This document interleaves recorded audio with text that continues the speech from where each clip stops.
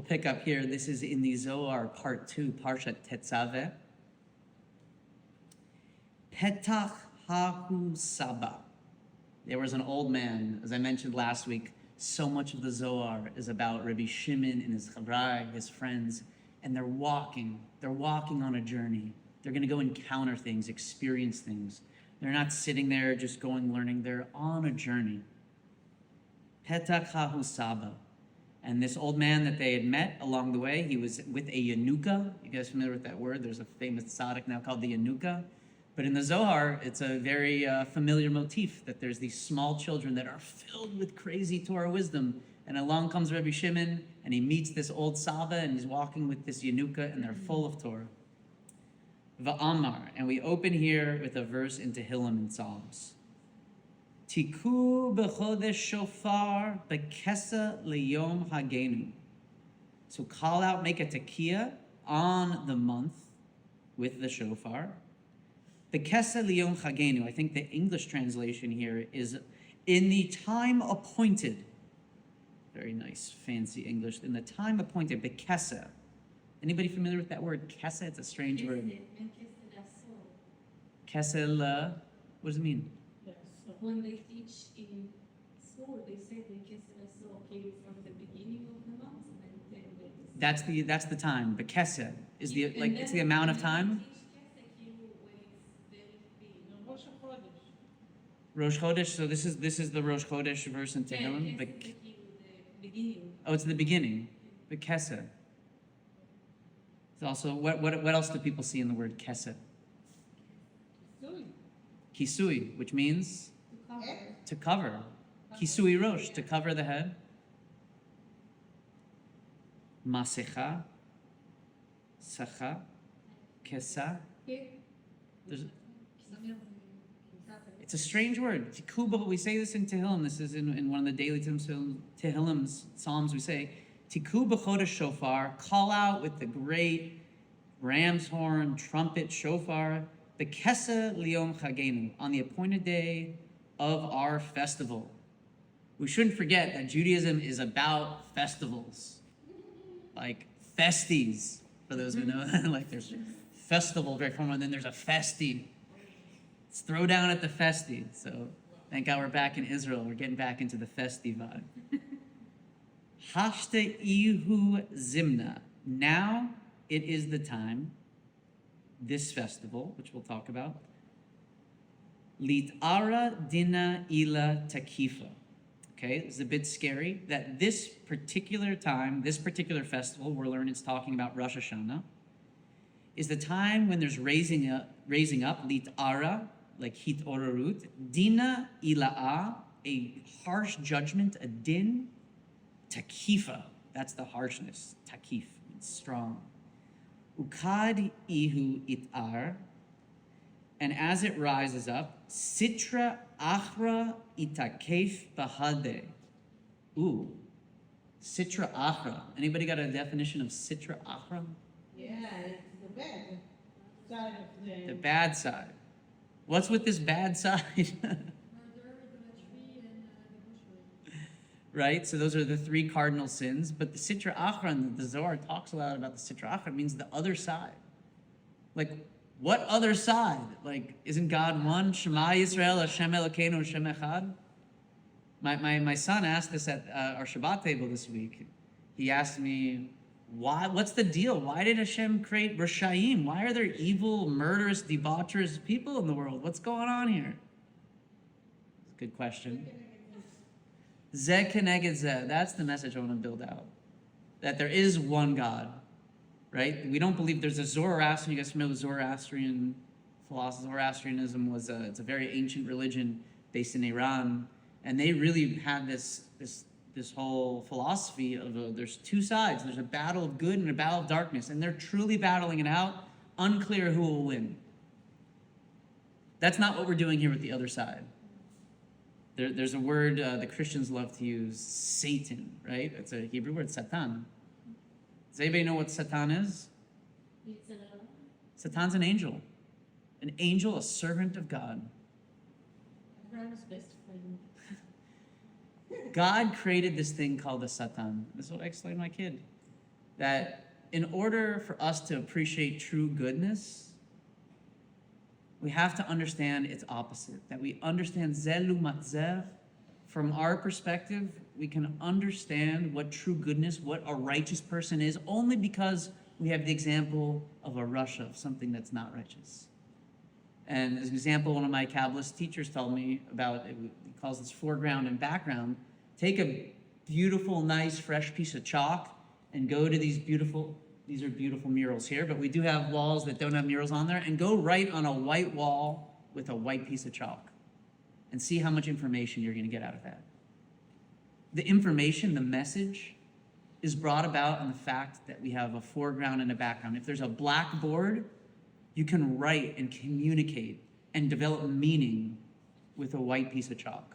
You can't do that if everything is white.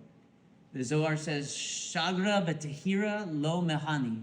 A candle in the day of light doesn't help so much. When do you appreciate a candle? In a pitch black cave. Then you light one small candle. Even in a dark room with a little bit of light, you don't see the same beauty and power as that candle in a pitch black cave. So there's another force that God created, that is his angel, that is his emissary. He's down here doing a purpose. And there is this other side. And in order that humans should have free will, meaning through human agency to choose goodness, there has to be the option of bad. And there has to be brought out the meaning of what is tov, because we can understand that there's a side lo tov and ra. So in this particular month, this is the only festival that is done at the beginning of the month. And that's what we're going to speak about. If you look at all the other festivals, the primary ones we have are like 7 days of Passover, and then we have Shavuot, which is a little bit after the beginning of the month, but it doesn't have a full festival. We have Sukkot, which has 7 days, and then an 8th day of Shmini Atzeret. But they're done in the full moon. The full moon is representative of light, that beaming full moon when that first night of Passover, first night of Sukkot comes. Rosh Hashanah happens in the darkest time of the year. And the Hanukkah also. Hanukkah? The end of Hanukkah has that, right? Right? Hanukkah is the holiday of light, but it happens in the darkest time of year, right at the solstice. Kesef, kisui of the moon. The Kisu of the moon, yeah. That's where the Zohar is going. You got it. We're on track here. So it's gonna teach us how, and I titled this class, Shattering Negativity with Shofar Sounds. So we'll learn how the blast of the shofar is gonna come and confront this negative energy, and a joyous heart. Because happiness is really the key. There's a big sun and the moon inside of us. And we gotta illuminate. So Hashte Ihu Zimna, I'm on the second line, this time, Litara Dina Ila Takifa, that there's a big judgment, big strong dinim coming from above. Ukad Ihu Itar, Sitra Achra Itakef Bahade. The other side is now strengthened through it. Ukeven Ihu Itakef. And since this other fourth is now getting very strong, Salik Uchafia Le Sihara. Sihara in Aramaic means the moon. So we'll see this over and over in the Zohar. So this other side is going to come and cover up Chifaya, like Chifu, it's covering over the moon, Sihara. Delo Nahir Nahora, so that the moon is not shining lights. Nahor is in Aramaic light. V'it Malia Misitra Dedina. So now the moon has no light, and it's going to be filled, Itmaleh, Misitra Dedina. Ukadin kol alma ihu bedina. And because the moon is covered with light, which is a very deep secret in itself, what does the moon have to do with us down here? We'll get there, but something to think about. Kidin alma ihu bedina. Therefore, down here, there's lots of din. That means this is a time of judgment. It's a serious time. We're confronting not a holiday with full moon and full brightness, luminescence, but we're confronting a difficult time in a way. But there's an answer. We've got a great solution to this din. Ila utata, above and below, is full with din. Ukruza kariz bekula rakin, and there's a calling out amidst all of the different levels of heaven. V'yitkinu korsayo dedina, and this throne of judgment is being prepared. Lamare de kula, for the master of the world. Di'ihu boil midan, because it's time for him to judge. Judgment time. Uraza hacha, and this mystery, says Rabbi Shimon Bar Yochai, it nahir lan b'midbara. I'm sorry, the Sabba's telling it. The Sabba's telling us. This is a message directly from this old man here. He says the secret of this special time of Rosh Hashanah was illuminated for us. Again, that word nahir. It nahara lan b'midbara.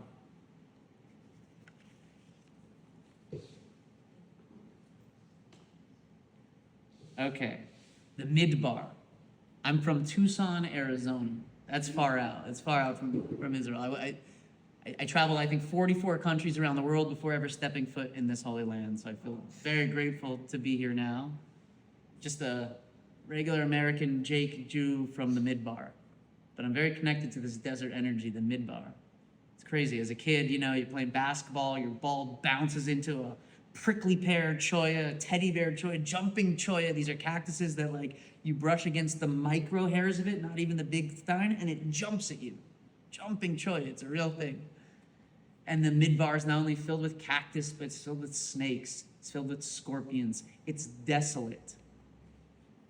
And this is a very important thing, as I mentioned in last week's class. Like, we're doing a very surface understanding, but there's incredible depth in each of these motifs, each of these words, each of these lines is a world unto itself of meaning.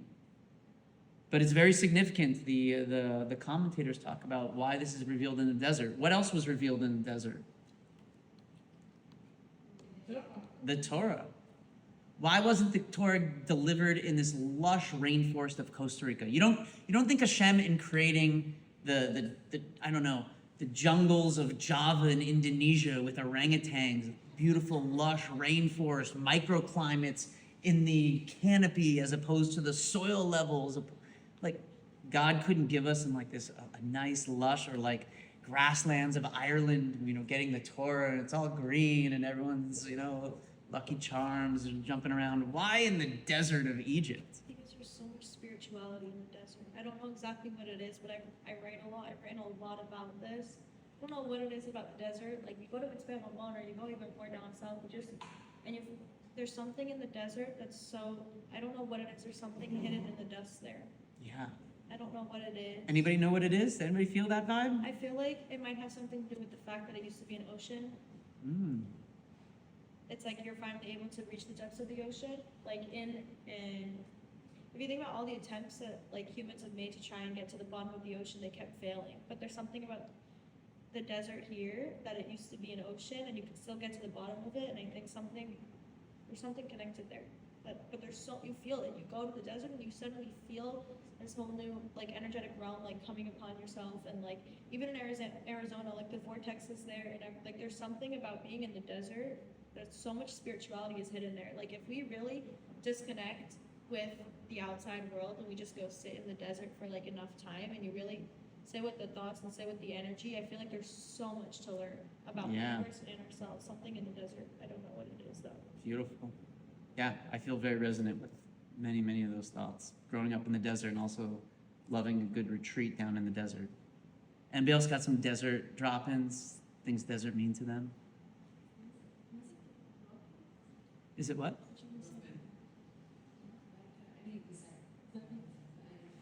In a desert, you can see very far. That's one thing. In a rainforest, like, or in any forest, it's very, like, tzafuf. The desert gives you perspective. That desolation gives a new level of insight into the world. Yeah? I think I've heard before that the desert is a place where, unless you have a lot of hope, you can't survive. Mm. So in the desert, God decided to put us in this scenario where we had complete and utter dependence on Him. You could say if we were in somewhere that had. Yeah, that's right. It's a desolate place. You need help from above to survive. You can't can't really survive on your own. That's Yeah, so it was like the ultimate place of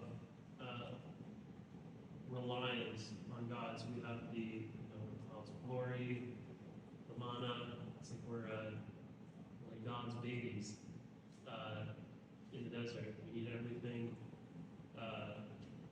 taken care right, for us. right. Puts us in like that real clear dependency, which is true always. Even if you're on the island of Kauai and there's literal mangoes like just growing, and you can pick it there, you're still dependent on God, but you could feel a little bit more like, hey, I'm cool. I'm not gonna go just grab a mango, grab a little papaya, everything's lush, everything's great. But you're right, in the desert, you feel that dependency deeper. From the man, The man, yeah. the sky, only for one day. Expect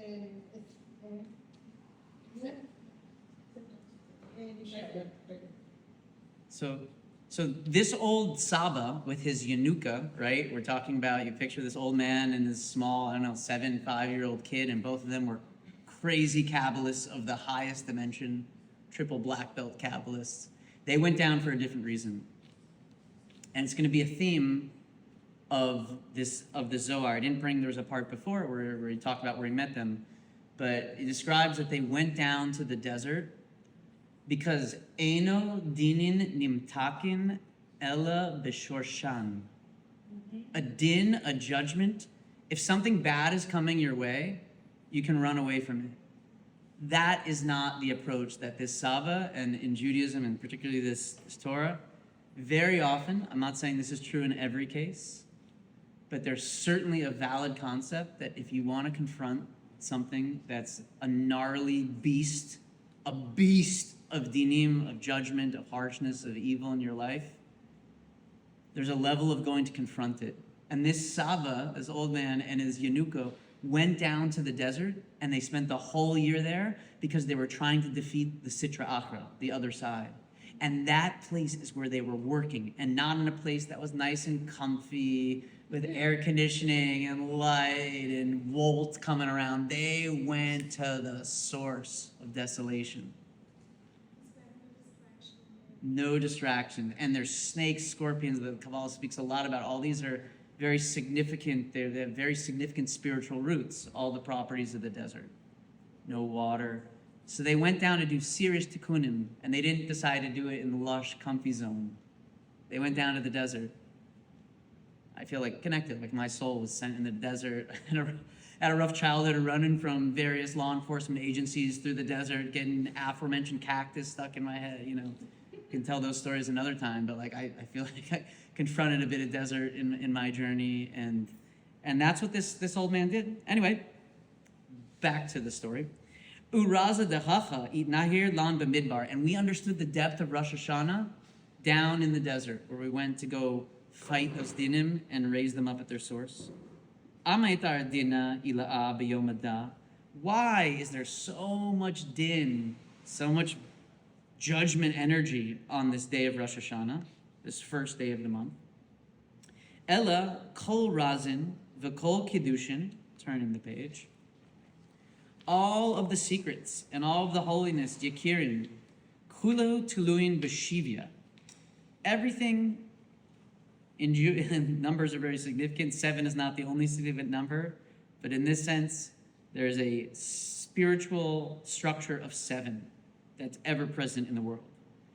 Uhahu shivya ila'a, alma ila'a. So I have my nice Kabbalistic map here. And Malchuth, we're going to leave aside here. This is kind of like the totality, what do you want to call it? The summing up of all this process. So Yesod is really where we're going to start. And if we count up, 1, 2, 3, 4, 5, where are we going? So 1, 2, 3, 4, 5, 6, 7. We get to the source of everything. The secret is being revealed. The Bina. Bina. Anybody familiar with these terms here? These are very abstract concepts, but we'll be developing a common language here. And Bina has a few interesting characteristics. First of all, it's the very end of what the top part of the sphere, the top 3 are called the gar, gimel reshin, the three heads. So there's keter, the crown, chachma, this is like the masculine seed side, and bina, which is like the womb, feminine side of the three above. Now these three, when we speak about the sfirot, usually we start with we talk about a week. Chesed, Gevura, Tiferet, that's like a Sunday, Monday, Tuesday. Netzach, Hod, Yesod, that is a Wednesday, Thursday, Friday. And Malchut is the culmination, is the totality that includes everything. So it says everything starts from 7. So starting from Yesod, 1, 2, 3, 4, 5, 6, 7. We're at this Olam Habina. We're going to speak a lot about this. This is very central in our little Torah learning here from the Zohar. Hu shivya ila'a, alma ila'a, the world above, dikari alma da'asi, the world to come. The world to come. That's a cool thing. Actually doesn't mean the world to come, the alma da'asi, it means the world that is coming, that is arriving. And it's already here, in a sense. We're locked into a time space where we're experiencing linear time. But there's a moment, and this is where you start to get outside of time. And if something's outside of time, that means it's present now.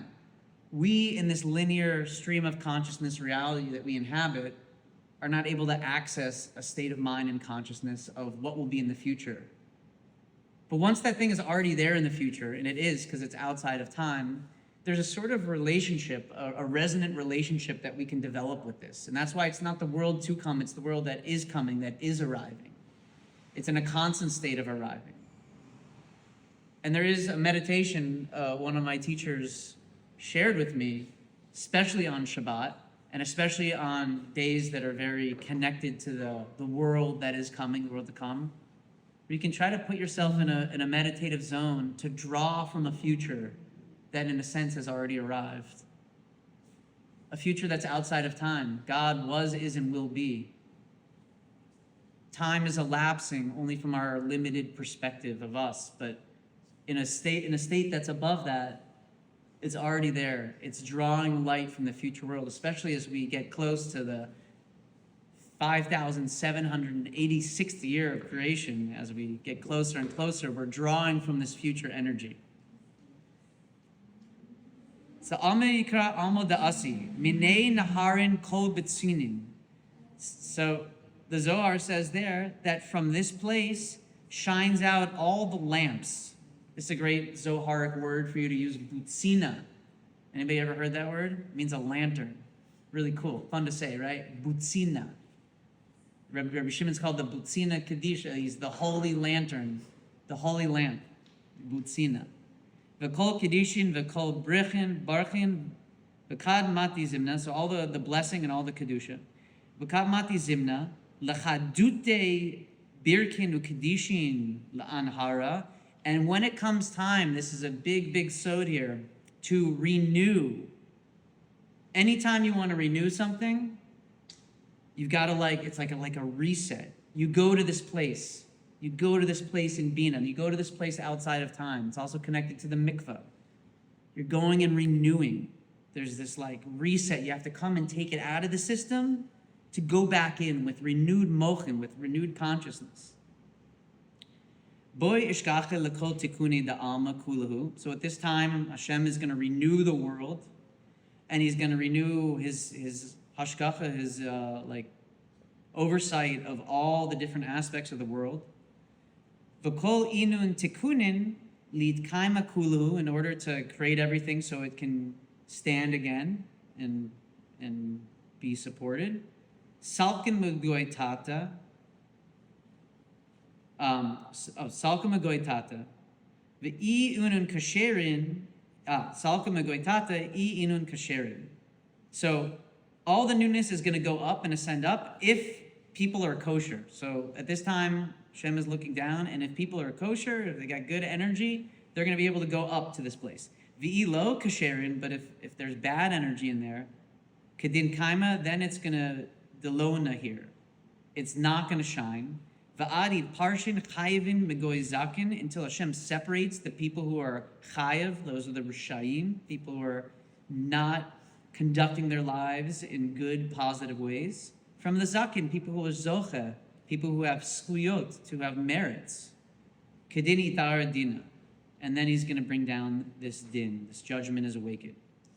Umahu dina, next line here, next box. Itakif sitra achra.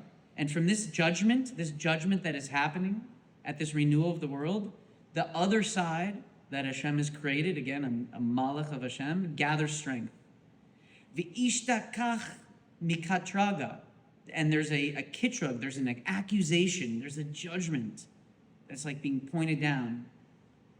Begin because the itnun le inun chayvin, because there's all these people who are like bad, like contributing bad energy to the world. Begin the Ilya Kasiv, this is a verse in Job, the kol tachlis hu choker, that Hashem is looking to the full extent of the world and people's deeds. Every corner of the world is examined and judged. And ultimately, there's going to be people who are bringing bad energy in it, and Hashem sees that. And there's this din, there's this kitrug that's arised. The hafia l'sihara, we saw this before, and it is covering, creating a covering over the moon.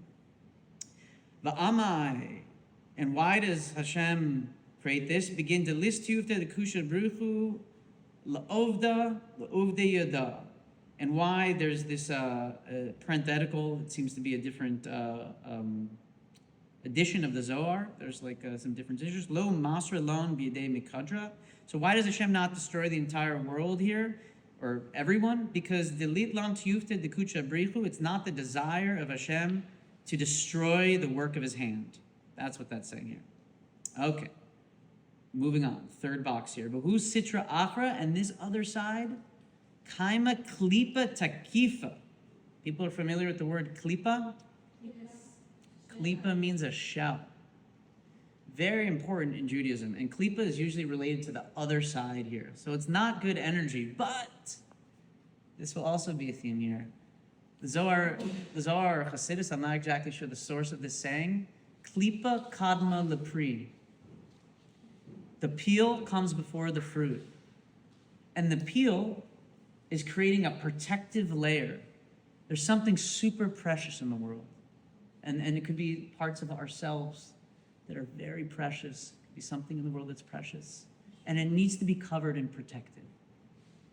And very often on a spiritual journey, there's that, back to invoke the leprechaun, there's that pot of gold at the end of the journey. But it can't be exposed from the beginning. There has to be a mania, there has to be friction. There has to be the process of breaking open that peel of a nice Jaffa orange in order to get to that. Because without the peel, that would have been ruined. That would have spoiled in the shuk. There needs to be a journey. There needs to be this protective layer, and then you rip it open, and that creates access to that beautiful golden light, that tachlit, the fruition of our efforts that's right behind that. The klipa it's the side of unholiness, but it's the resistance that brings out the best in us, right? Like if we think about that, like I was just thinking on my life, like I work well on deadlines. What a terrible word, deadline. It's dead, it's a line, I'm drawing a line. And not only that, it's not only a line that I can't cross, but it's dead. But you know what? If there's no deadline, I'm just gonna continue like starting to work and starting to surf the internet, checking my phone, checking this, calling somebody. But if something needs to be due tomorrow, that deadline, that klipa almost, is gonna bring out the best in me. I got something to do, I got something to deliver, I got a conference, I got a plan, and it's happening Wednesday, whether I like it or not. I am gonna show up and be the best myself that's gonna bring out the best in me. And very often, this is a bit of the spiritual dynamic that's happening in our world, that we come across, we encounter resistance, we encounter friction, we encounter, a 20-pound dumbbell, right? But that dumbbell, that friction is what builds muscle. And then when we beat level 1, we go to level 2, and now we're at the 30-pound dumbbell. It's like a video game. To get to level 2, you have to beat the boss of level 1, right? Anybody holding in Bowser? Gave a whole talk on the spiritual principles of Bowser, right? Mario, evoking Bowser. You gotta beat the boss of level 1. He's a klipa, he's another force, but you get better and better and fight him, and now you're at level 2. And it's great, I'm at level 2, I'm there, but no, there's another level 2 boss. And he's gonna bring out the best in you to get to level 3. This is how spiritual resistance works in the world. And this is why Hashem created a Satan against us. It's testing us, it's challenging us, but it's bringing out the best, just like that deadline. It's bringing out the best of us, and we get to the fruit that's behind that peel. Culture? No. The other, The other side, yeah? our culture. Oh, our coach. To do what? It's like a coach, yeah. It's like a weightlifting coach. Like, "Hey, go one more rep. Like, what are you? Like, I hired you to come scream at me to go torture myself, right? Is that what I did with my coach? Yeah, that's a nice thought. It's our coach. So, the klipa is getting strong, guys. This is where we're at in the Zohar. Kaima klipa and tekifa. There's a very, very strong klipa coming. The lo yechil lidbara. And you can't break it. That's the word shavik. Like in Aramaic, there's a lot of tafs and shin switches. And you're not able to break this thing, bar, except for hahu ita de kucha brichu. Thank God Hashem gave us a great advice to break through this klipa. The kucha brichu hu yehiv li Yisrael. He gave it to the Jewish people. And what is that advice? Tiksiv tiku b'chodesh shofar ba-kese liyom hagenu.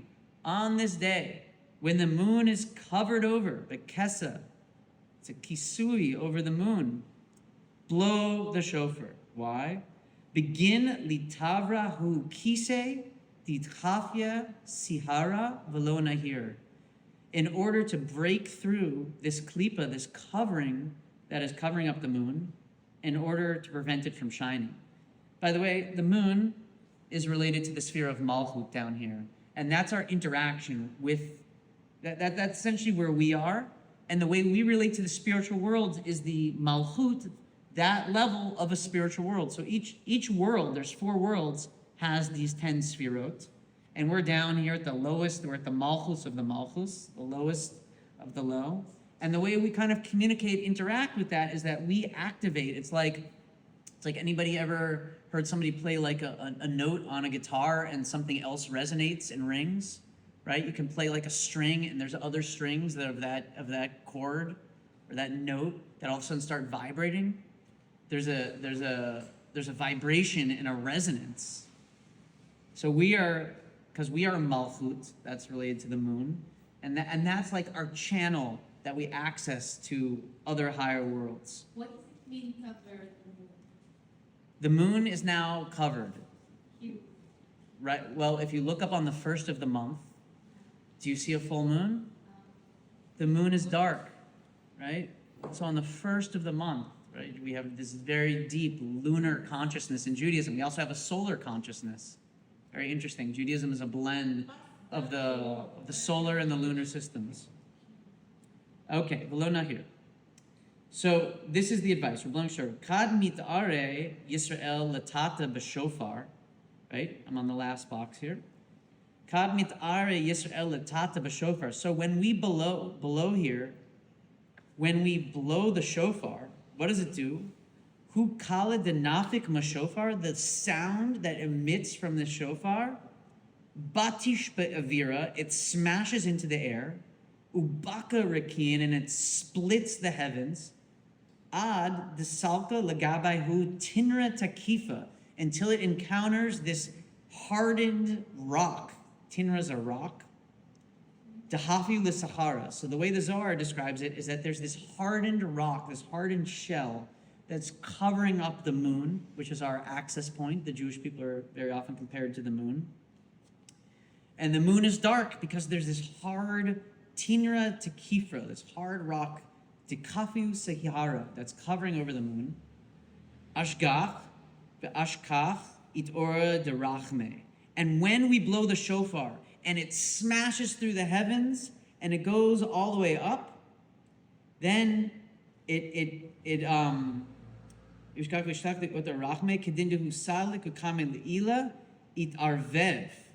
So we are using the shofar to come and smash through and like encounter this rock that's covering up the moon. And all of a sudden, the other side here is getting confused. Itarvev. He's getting all confused. Itarvev asatan. Ukedin holu kala kaima. And when this sound of the shofar is then established, va'itaver hudina, kevin the tata itar rachane. Then this din is then removed. Why? Because we've evoked this compassionate energy. The shofar is coming up, smashing this covering that's over the moon, and then rachamim, compassion, love, is pulsating through the universe. V'hachinami le'ila, and that's happening even in the higher levels. Itar shofar achra le'ila. Now we're calling out the great shofar gadol. So this is not just happening on a micro spiritual level, but there's even a higher level, and there's another shofar. Does anybody know where the essential teaching of the shofar comes from? We say V'tiku b'ch shofar gadol, but we don't learn much out from that. There's another time in the Jewish calendar. We don't celebrate it so much this time around, but there's a shofar. Does anybody know where that is? Not the Chodesh. This is the verse we're talking about, Chodesh. I'll give you a hint. It's happening here. We talk about this place called Bina. And Bina, we learned, is the seventh up from above. So 7 times 7 is what? 49. And Bina is the 50th. What is 50 connected to? Shavuot, good. But there's no shofar in Shavuot, except for Har Sinai. There was a call to shofar. Very nice. Yovel, boom. Yovel. What happens on Yovel? Yovel. So the Torah says that you count 7 years, and you count 7 years 7 times. After 7 years, we have a Shemitah, right? Slave Shemitah is where we don't. Yeah. So there's a Shemitah of Shemitahs. There's a 7-year cycle. There's 7 Shemitahs of Shemitah, and it's like the craziest Shemitah in the world, and everything is reset. We talked about this cosmic reset, right? That happens. Wow. Property reverts back to its original owner. So it's actually a cool jam on is Judaism socialist or capitalistic? It's a combination. We're Am Segul. That's Am Segula ze Segul. It's half red, half blue. We come together, right? Right. So how does this work? Judaism says you can play the capitalist game. You can acquire as much property. You can play Monopoly all you want for 49 years. And then what happens? The board gets shaken. We start over again. Property all reverts back to its original owners. It's like a reset back there. So go out, go accumulate property, everything. But the 40th is and we blow the shofar on Yovel. That's actually where we learn about the Tekiyas on Rosh Hashanah. Why? What's that? Why became shofar? On Yovel? Yovel is like the Ikar learning of shofar is on Yovel. And that is freedom, because that's what it's teaching us here, that when we blow the shofar down here on Rosh Hashanah, it's evoking a higher level shofar. And that's the shofar that's happening in the world to come. We also learn that the Messianic era is coming to Ka b'shofar gadol, that there's a higher shofar that is basically speaking freedom. It's the freedom shofar. And this shofar that we blow on Rosh Hashanah is evoking this meta stacked level shofar, which is the shofar of freedom. There's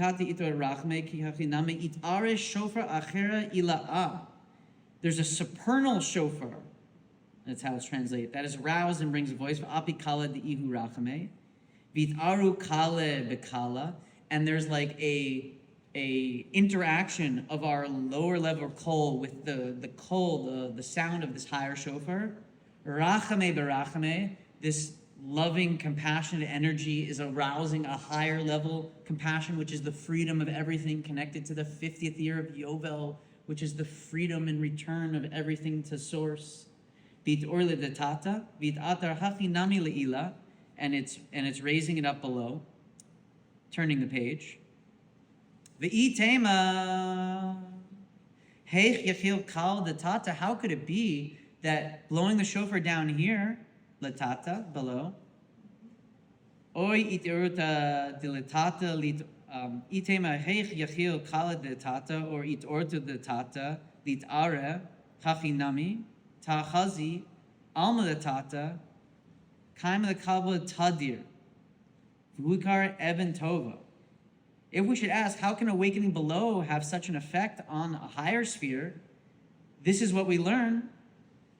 That the lower worlds, alma the tata kaima, the kabla tadir, that this lower world, this is the receptive related to Malchus, it's ready to receive always. V'hu ikra even tova, that there's an aspect of stone. We learned about like a kind of an evil stone before, but there's an even tova, that there's a part of this receptive process that wants to always receive. The alma ila'a lo yihavle eli kigavden dehu kaima, and Elihu the kaima, the ihu kaima ben nihir the anpin metata, kidin chachi nihirin meila. So what's going on here? That there's a, as we've used this word before, spiritual resonance.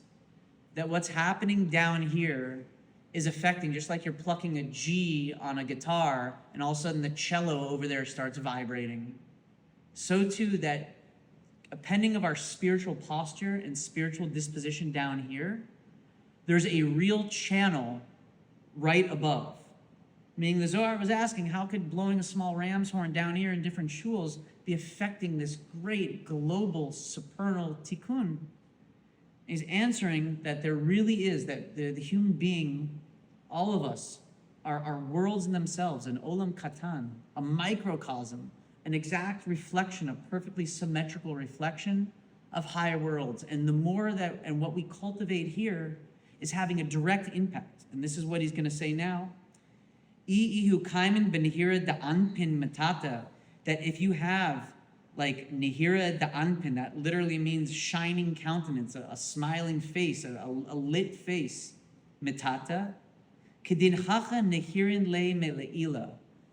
So this is if we're able to be in a spiritually positive zone within our own four amot, within our own bodies, within our own hearts, in our communities, in our workplace culture, if we're able to cultivate that resonance of positivity, then that directly sends a message and activates that just like that string resonance above.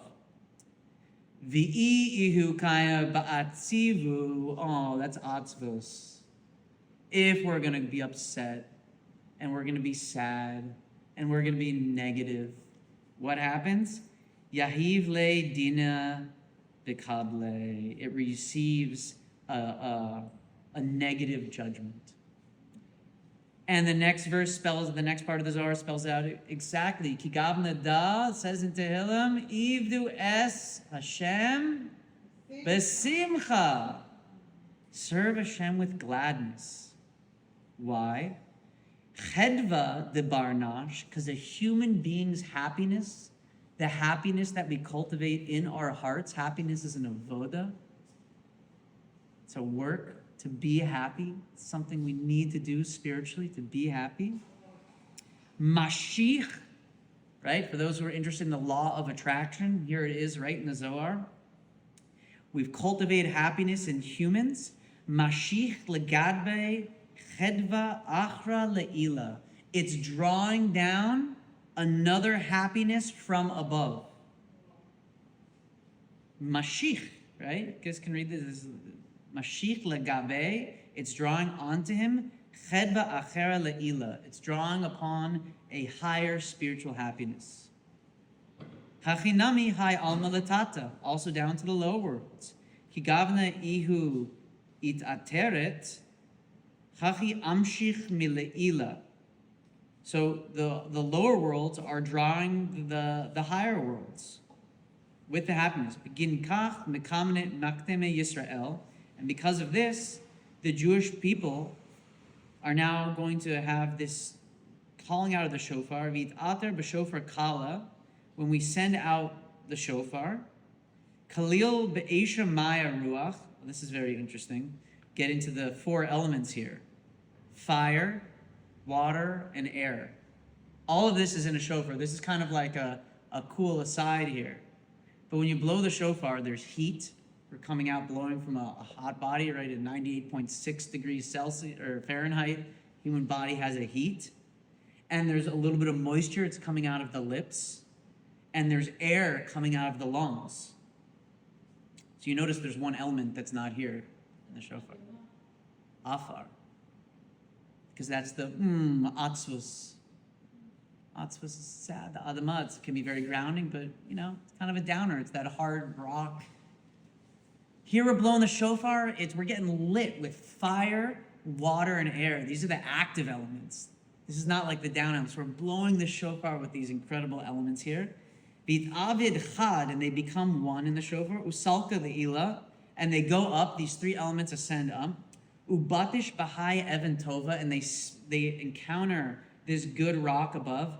V'itz dabu be'inun gavnin dahai kala, that there's colors that are coordinated, and they're colored with these 3 elements. There's colors coordinated to the elements.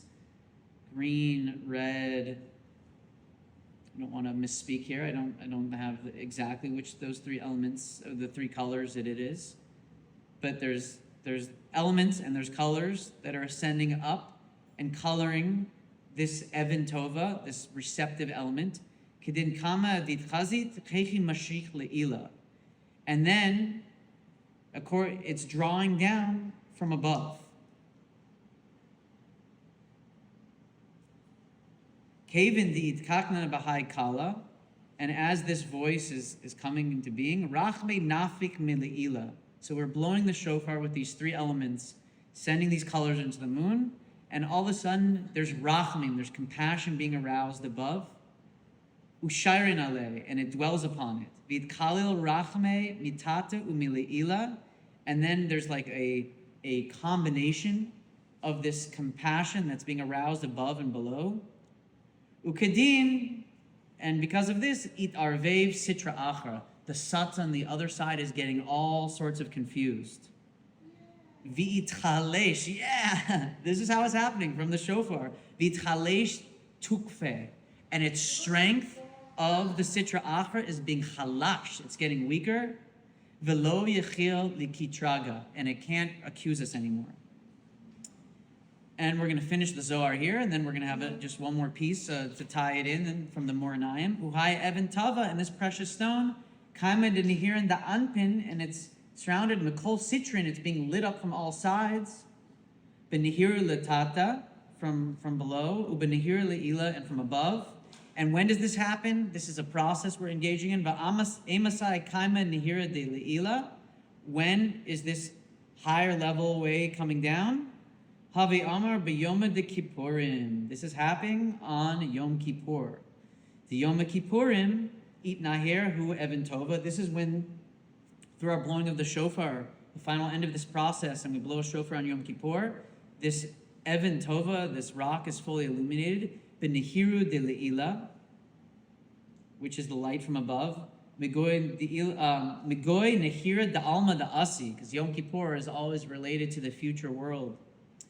The future world, and drawing from that world to come, also connected to Ima here. It's interesting, we don't eat on Yom Kippur, and it says in the Kisvei Ari, the writings of the Arizal, that we're why? Because we're eating with kol. Our voice that we say on Yom Kippur is what's sustaining us. Because we're no longer in this like embodied 7 days of the week. We're dwelling up here. And in this place, you don't need food. You're dealing on a world of spirituality, of voice. So this process is completed. We're going to hear the Alma da Asi. The Kedin Mitaklan Yisrael Tata Chad Seir. That's why we're sending out this goat to Azazel, the other side. Mishadrin le Midbara Tekifa. And where do we send the goat? To the Midbar. Why? The Ihu Shalta Ilya. Because that is the dominion, that Midbar. It's again going to that desert in order to mitakin the dinim, and that's where we're sending out this goat. That process is finally completed on Yom Kippur. Wow, what a piece of Zohar. So what what did we learn from that? We learned from that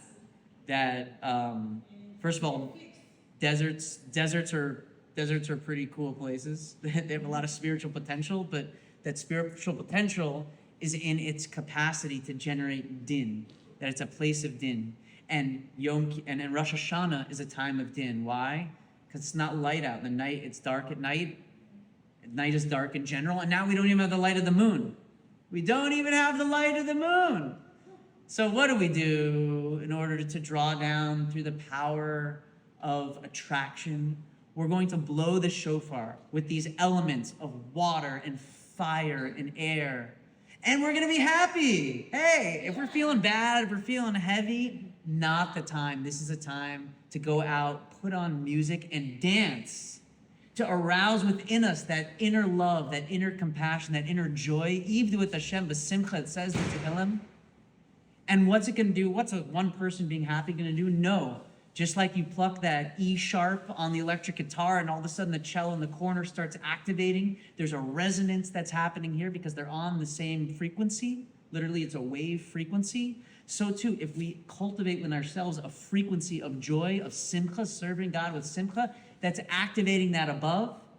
It's smashing through this rock that's covering the moon from shining, and it's activating the energy of Yovel, right? The time when we're resetting, everything goes back. Freedom, the shofar gadol, which we'll see, that's the shofar of the coming Mashiach, the Kav, the shofar gadol, and it's activating these positive vibrations of love, of tikkunim, of geula, of the future world that we can draw into ourselves. And you see the language of the Zohar is precise, Mashiach. We're drawing forth that through our cultivation, we're attracting us that spiritual energy of positivity, and we're mataking the din. We're fixing all those judgments. And that process finishes on Yom Kippur. Cool? Can you just say more about the elements of the shofar, the air, of course, but Where's the fire is the heat, right? We're humans, so we're like breathing out. You go out on a cold day and you see you've got like this, so there's a heat coming, and there's air coming, and then there's water coming from the moisture. So all these elements are what's ascending up, and those are correlated to 3 different colors, and that, what the Zohar says, is coming and interacting with this receptive element, the malchut, represented by the moon, and then taking that up to the higher worlds. the horn is some kind of Ooh.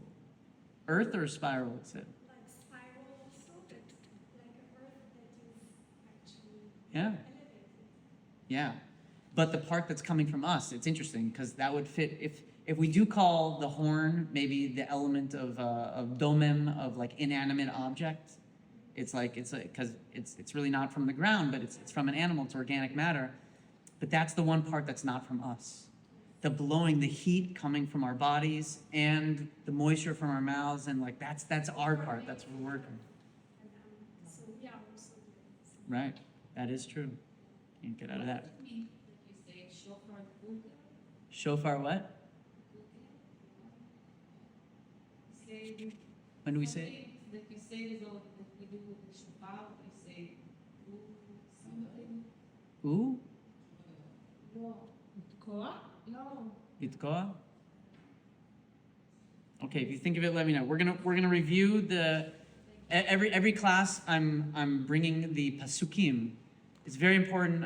For those who were here last week, the oral Torah is riffing on the written Torah, right? The riffing Torah, I explained, was like when a jazz band's jamming. They set a key, they know what they're gonna play, and then they improvise and they riff, okay? But they can only do that if there's a set key that everybody agrees on. That's the written Torah, literally set in stone from Sinai and from our prophets.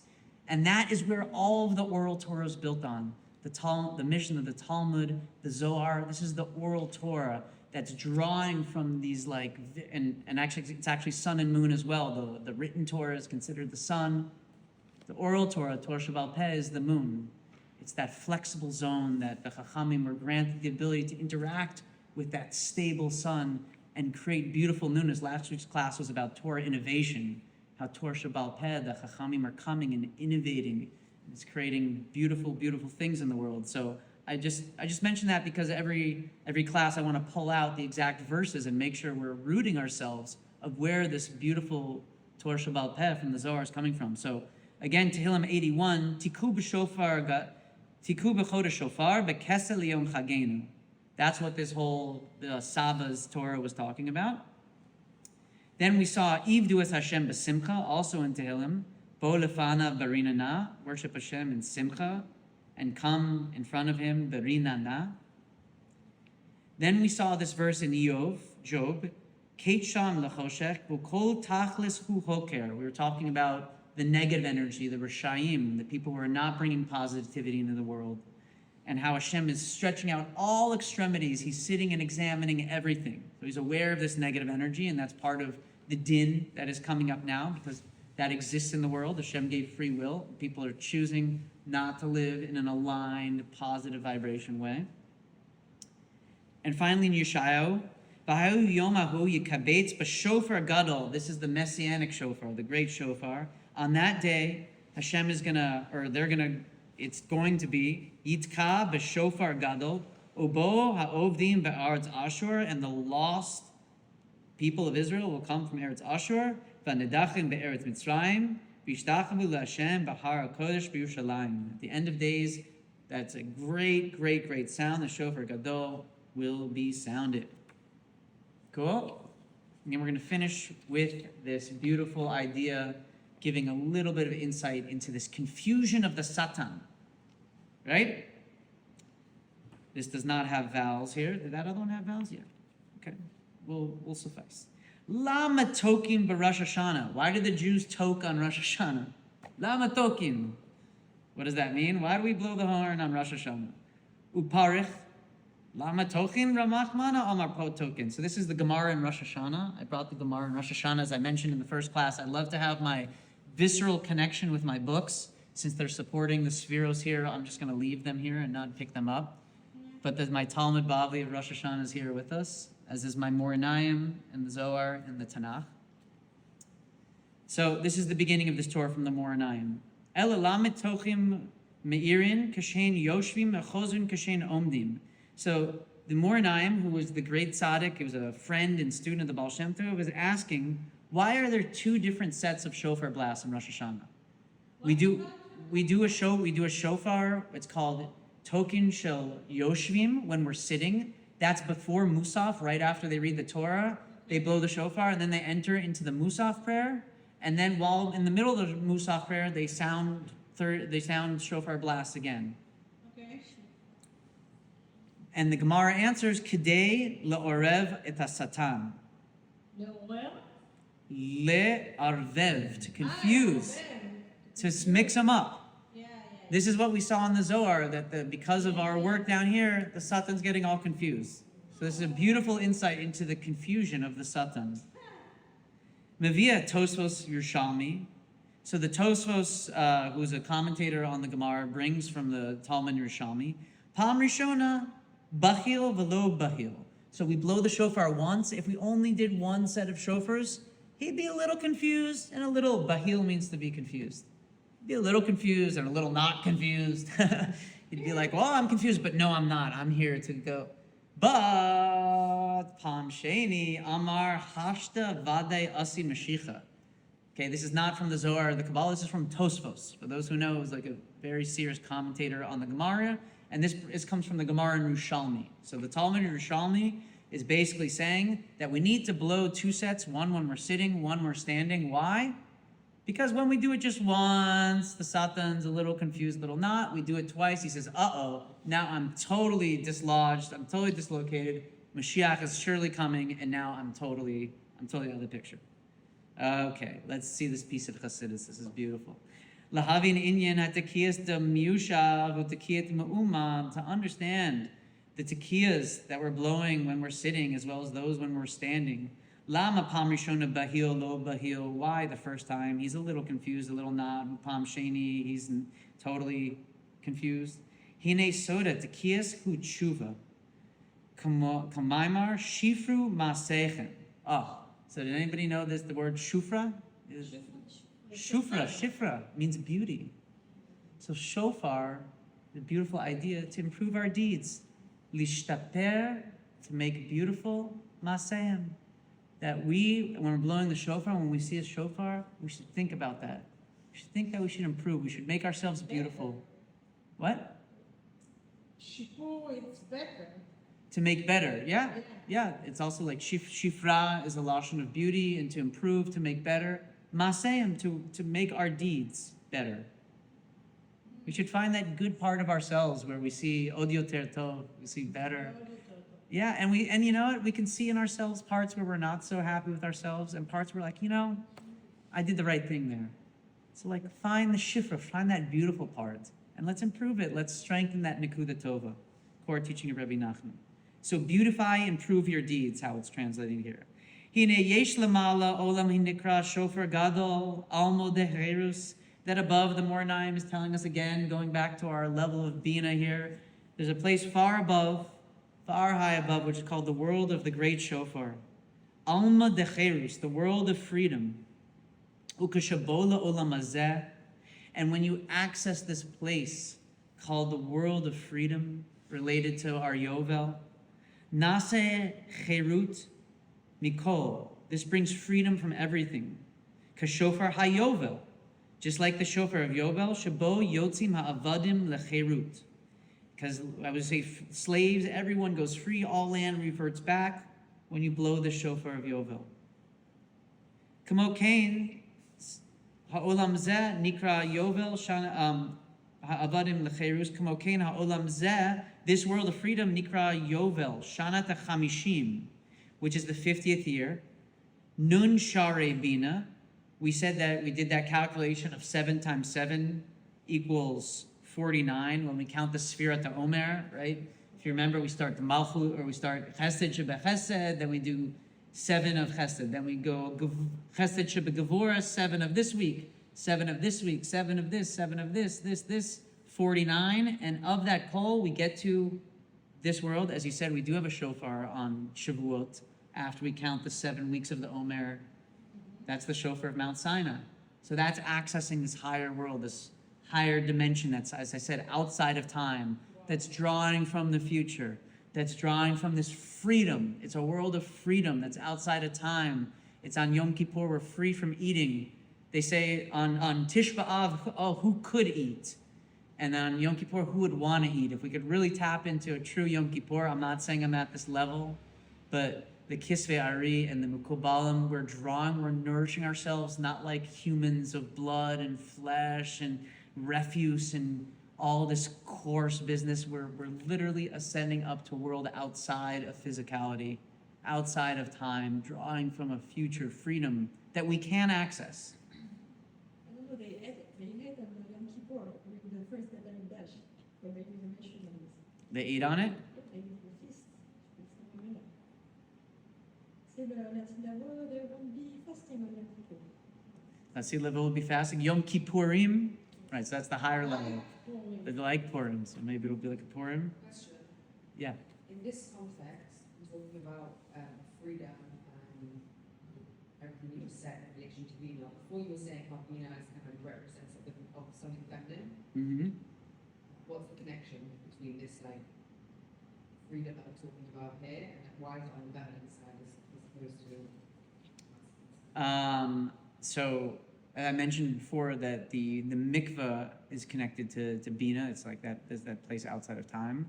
And anytime you're doing a reset, Bina is called it's called Ima Ilain, right? The Chachma is Abba, the father above, and Ima Ilain, the mother above, is called the Ima. So when a child's born, a child's in a mikveh. Mother's belly is the amniotic fluid. And the first experience that a human has, the reset of a human being born into this world, is coming out from a state of water and into the air, into the world. Same thing with somebody who's converting.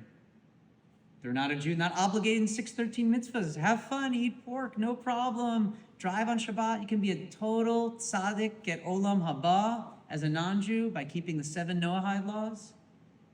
But for whatever reason, that neshama, that soul, feels connected, that they need to convert, they go into a mikveh.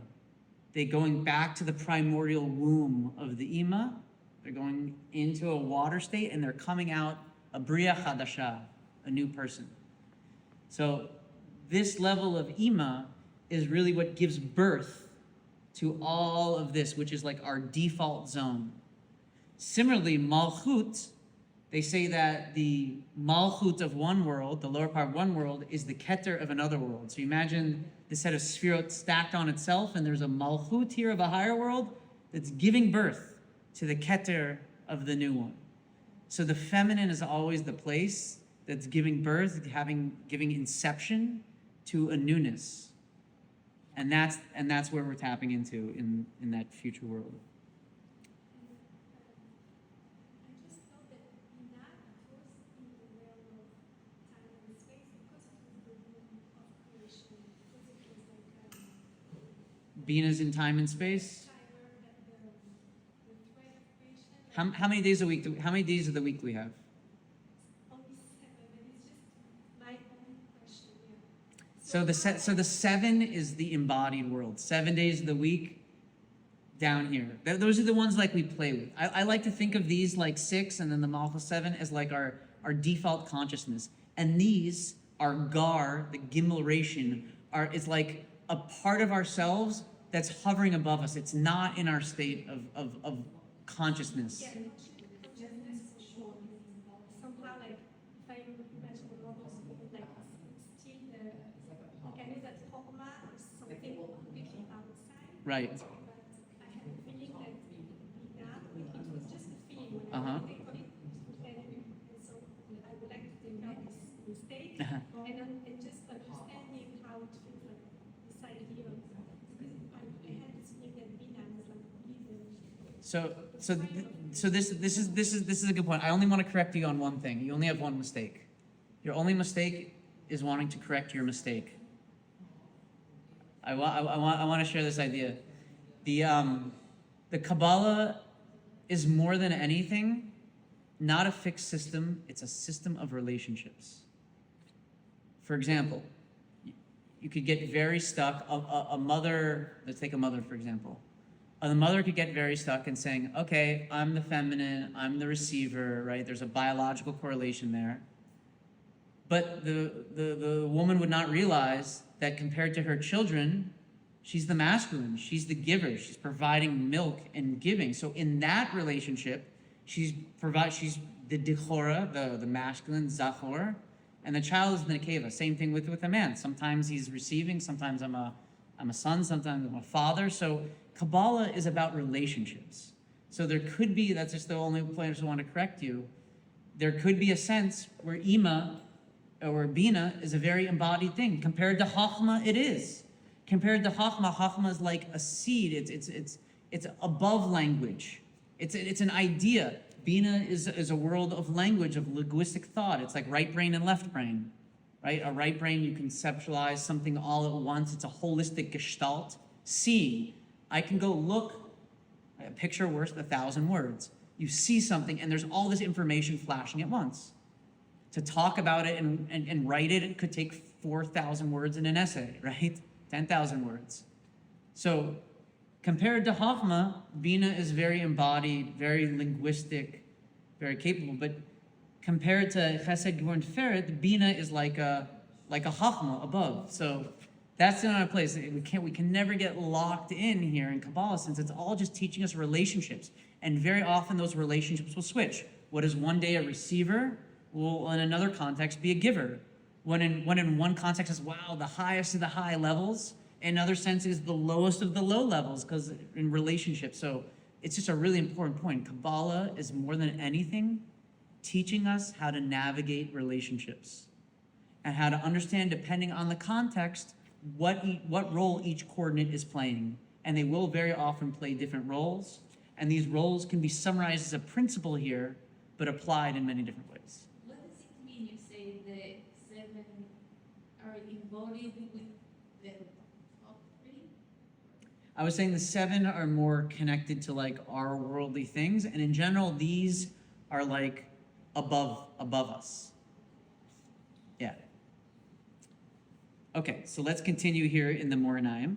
So, all that was jumping off of tshuva, I believe. Is that where we were? Yeah.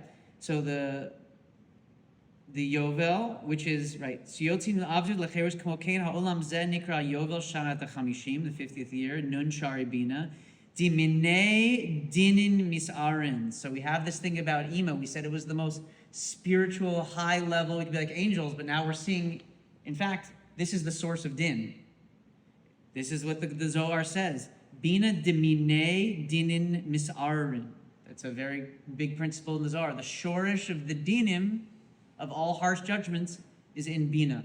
And that's why we have to go there to fix it. Eino dinim nimtakin, you can only fix these harsh judgments, ele b'shorshan. Kashehagia l'shar nun, and when we go to the second one, nimtakin kol adinin b'shorshan, he says that. It's very nice, the Chassidim, like you see the difference in the Zohar is in this very difficult Aramaic, and you guys keep these sources, go over it. The Eineim is a very accessible sefer. You can read this, understand the Hebrew, look at the English, and it explains it out. It says that from this place in Bina, the Minei Dinim Misarin, that's where the Dinim are aroused. Kshegi l'shar nun, but when we go and work and go to that place, Nimtakin kol hadinim b'shorsha, we can restore them in our source. Lo olam zeh, and tshuva, right? This is why Yom Kippur is related to Bina. Tshuva is all from Bina. This is where the world of tshuva is happening. Elo olam zeh enu yachol lavo ki im b'tshuva. You can only get to Bina through tshuva. Ki hu olam hatshuva. Va'olam zeh nikra yotzer bereshi, and that is called the formation of worlds. Ki habriya chaya b'sheva yamim. Because the world was created in 7 days. Where did those 7 days come from? Umitchilasa mechesed, and it starts from chesed. Shenemar olam chesed yibane. V'tshuva kadma la'olam. We're taught in the Talmud that tshuva came before the world. So what is, if the world was built with chesed, and tshuva was what preceded the world, where does that come from? Bina. Tshuva kadma la'olam. Uba nikra kol ha'olamot. And that is where all the worlds, nikrau kol olamot. That's where the worlds came from. The kain kashaba olam zeh. So when you go to this world of Bina, of tshuva, nitbatlu kol hadinim.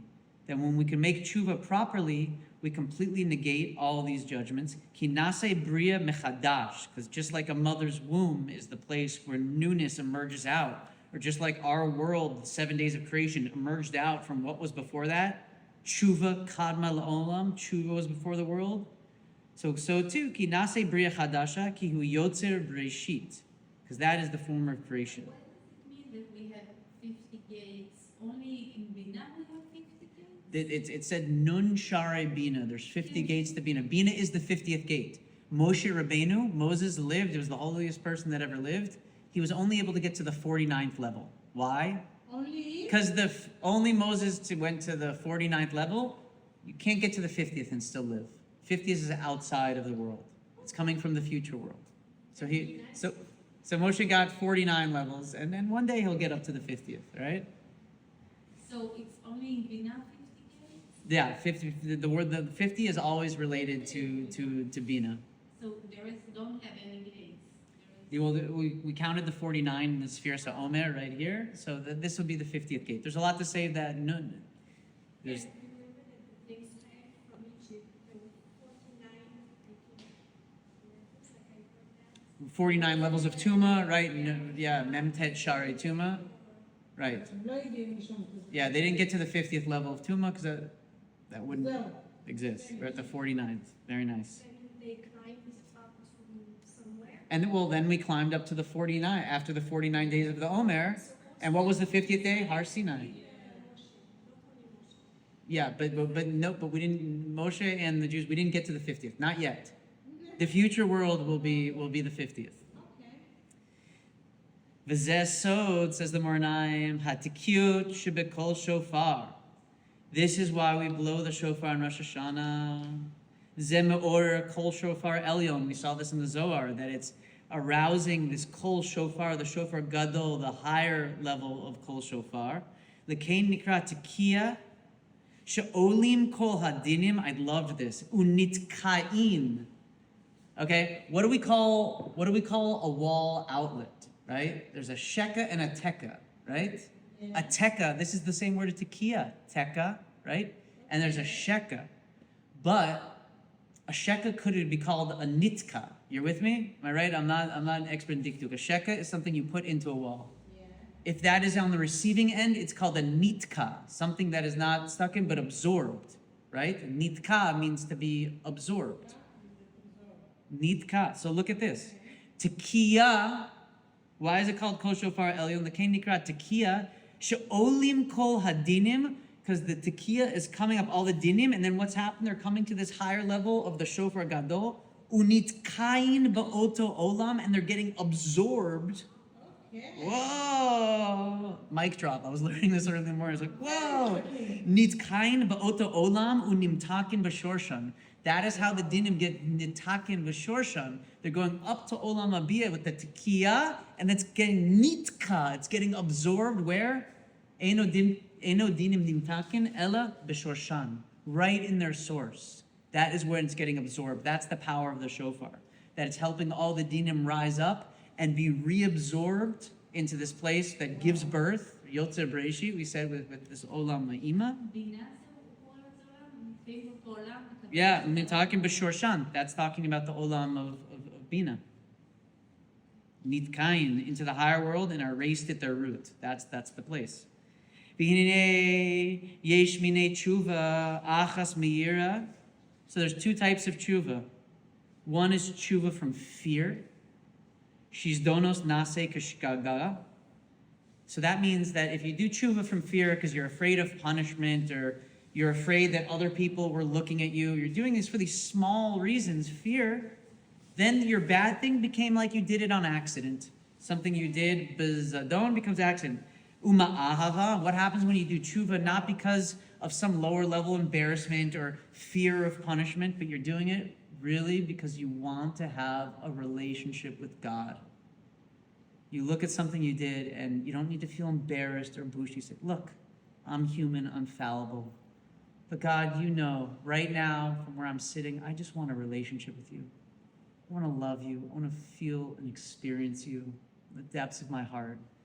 And you make tshuva from that love, from that place of connection, not from being afraid because somebody told you something. From the desire to love and connect, right? Ahava is gematria 13, which is the same gematria as echad. You want to be one with God. That's tshuva ma'ava for the relationship. Relationship is when two things are separate, they become one. Ahava, echad. So you make tshuva from ava, and then what happens? Shenasu kazchuyot. Then it doesn't become something you did and it takes out a little bit of that harshness and it becomes like you did on accident. No. Now that bad thing you did is now in your pocket as a zchut. Meaning to say, and this is a crazy thing, but makom bali chuvim omdim ein tzadikim gemorim omdim. That a tzaddik who never sinned in their lives doesn't have the same level of spiritual merit as somebody who did terrible things and they did it on purpose and they knew they were doing bad, but they went and did tshuva ma'ahava.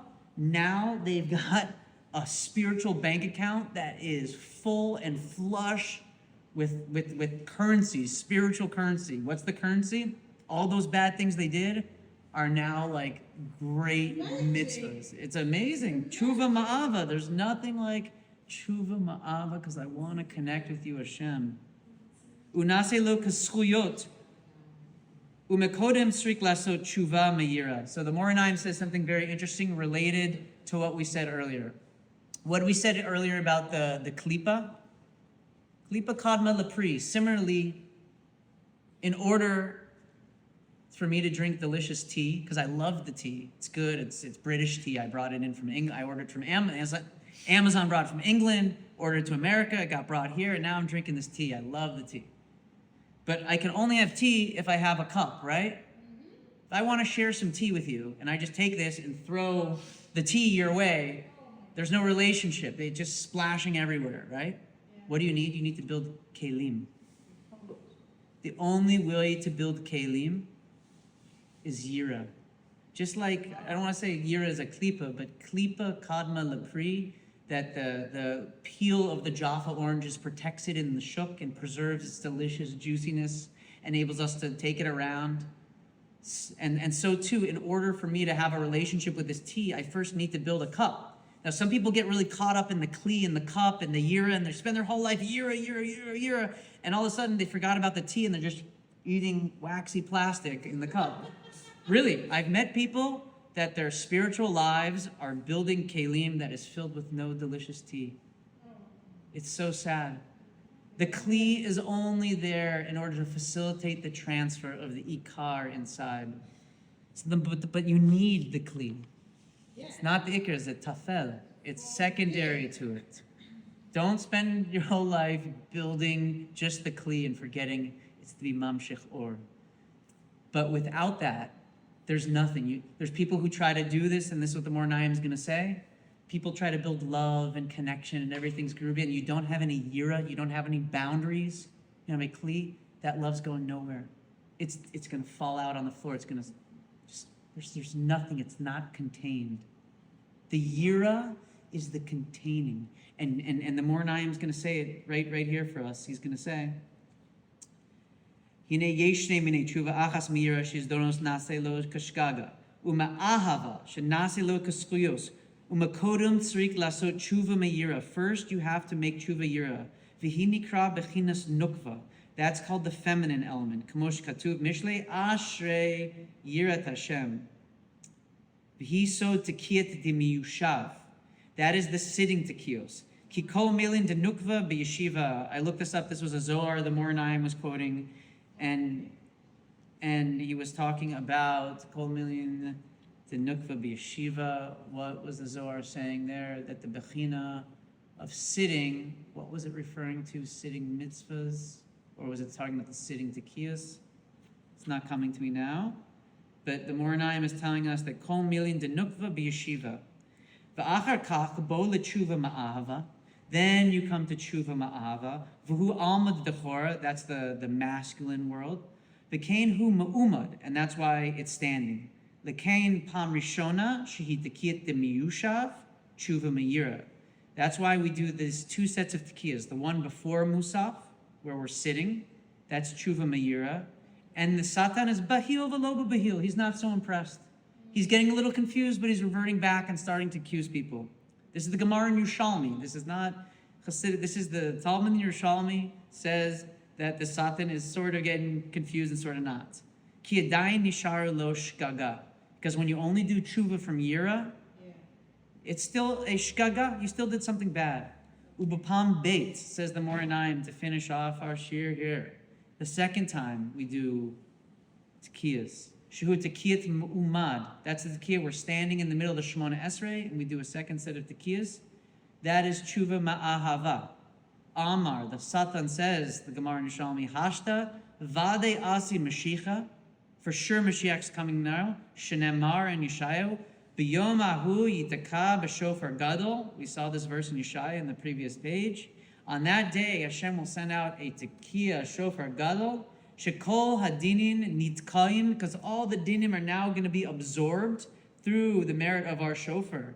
The dinim are going up to their source and being absorbed. Ba'olam hanikra shofar gadol, in the world we said of Bina, which is called shofar gadol. Alma decherus, which is the world, as we said with Yovel, the world of freedom. Unim chakin, I think that should be nimtakin. Yeah, it says nimchakim, it should be nimtakin b'shorshan. And they're getting fixed in their shorish. V'havin baruch Hashem le'olam, amen v'amen. It says nimchakim. I think it should say nimtakim, b'shorsham. Erased, fixed, related. What call it the role? That is olam. Olam. It's called the olam abina, or Each one or, is called you know. olam. Yeah. yeah.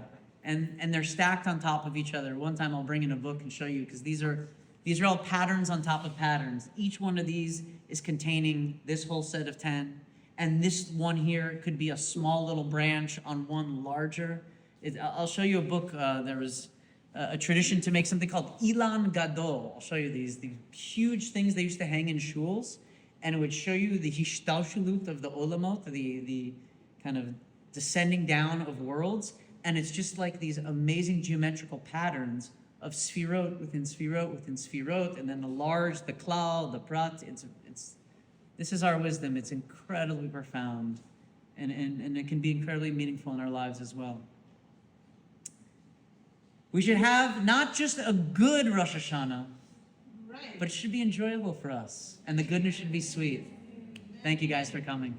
Can you L'chaim. say? I'll stick around for some questions if you have.